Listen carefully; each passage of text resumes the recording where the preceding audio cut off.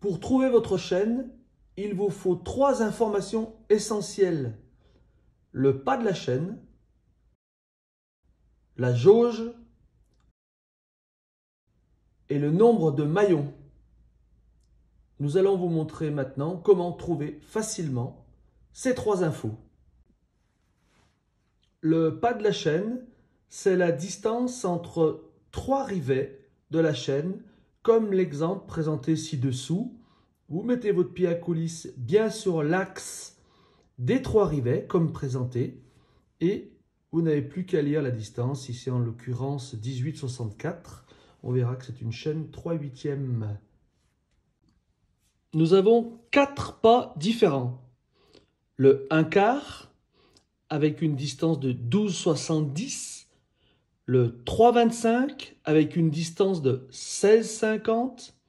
Les 3/8 avec une distance de 18,64. Et la 404 avec une distance de 20,52.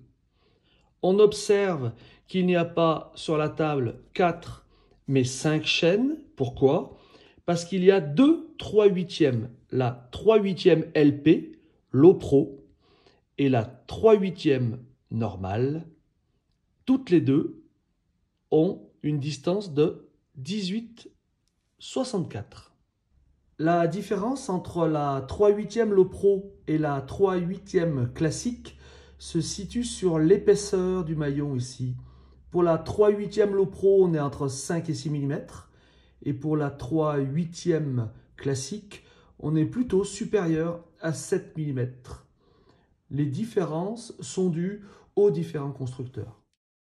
Pour trouver la jauge de votre chaîne, vous devez vous munir d'un matériel de mesure précis, bien évidemment, le pied à coulisse.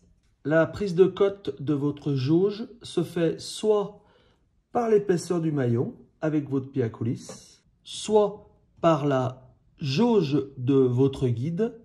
Il existe 4 dimensions de jauge, la 1,1, la 1,3, la 1,5 et la 1,6. Concernant nos chaînes 3/8, la 3/8 LP existe en 1,1 et en 1,3 concernant ses épaisseurs de jauge, et la 3/8 existe en 1,3, 1,5 et 1,6 pour ses épaisseurs de jauge. Comment calculer le nombre de maillons de votre chaîne? C'est assez simple. Il faut compter les petites dents, ce sont les maillons entraîneurs de votre chaîne.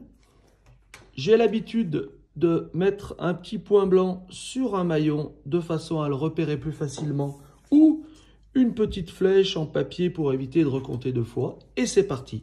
1, 2, 3, 4, 5, 6, etc.